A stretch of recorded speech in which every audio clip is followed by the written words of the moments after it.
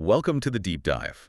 Today we're looking at something pretty significant in network security, really digging into the evolving world of DDoS attacks. Yeah, distributed denial of service.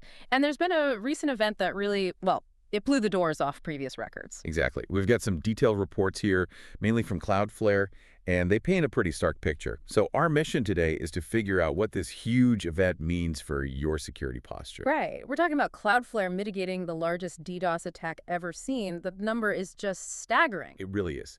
An extraordinary 11.5 terabits per second. I mean, trying to visualize that, it's almost impossible, like drinking from 1,000 fire hoses at once. It really redraws the map for what network resilience needs to handle. That figure isn't just big, it's almost a different category of threat. Okay, so let's unpack the sheer audacity of it. The sources call it a hypervolumetric UDP flood. Basically, a massive targeted blast of simple data packets just designed to overwhelm. Like a digital tsunami, yeah. But hitting that 11.5 Tbps peak is one thing, the speed is another. Right. That's what also jumped out at me. It spiked from almost nothing to that peak in less than 10 seconds. And the whole thing lasted, what, only 35 seconds? Just 35 seconds. So it's not some lingering problem. It's this incredibly intense flash flood. And what's fascinating, you were saying, is that while this scale is record-breaking, the shortness, the brevity, that's actually becoming pretty common, right? It is. The sources note something like 89% of network layer attacks and 75% of HTTP attacks wrap up within 10 minutes. 10 minutes. And this one is 35 seconds. Exactly. Think about that. By the time a person, a security analyst, even properly registers the alert and starts to figure out what's happening, The attack could already be over. Precisely. It fundamentally challenges the whole idea of, human-driven incident response for these kinds of events. It forces us to think about automation differently. It really does. So, okay, the speed is astounding, but where these attacks originate, that adds another, maybe even more worrying layer. Yeah, this is where it gets really interesting. I found this quite unsettling reading the reports. A lot of that attack traffic actually came from compromised resources within Google Cloud Platform. That's the key point.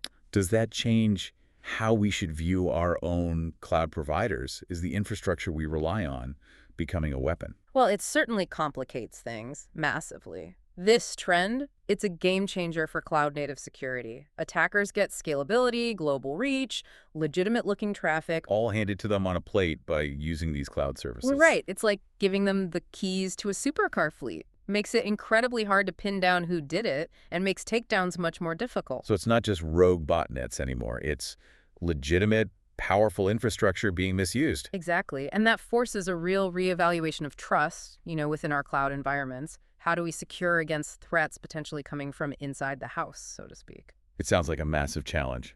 But okay, the sources did highlight some good news here, didn't they? Cloudflare's response.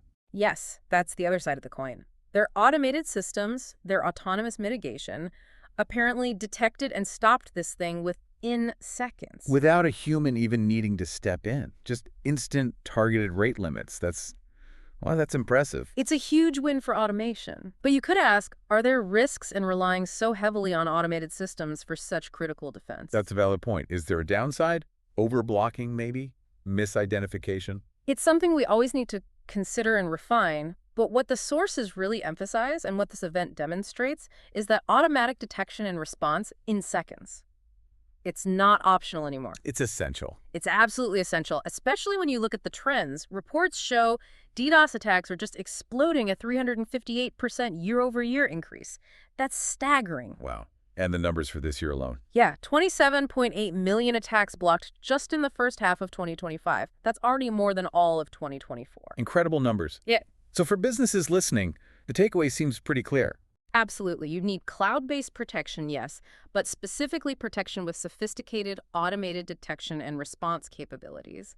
And crucially, you need to test it. Regular penetration testing. Yes, but penetration testing that specifically simulates these modern, hyper-fast, hyper-volumetric attacks. It's not just a checkbox exercise anymore. It's vital validation.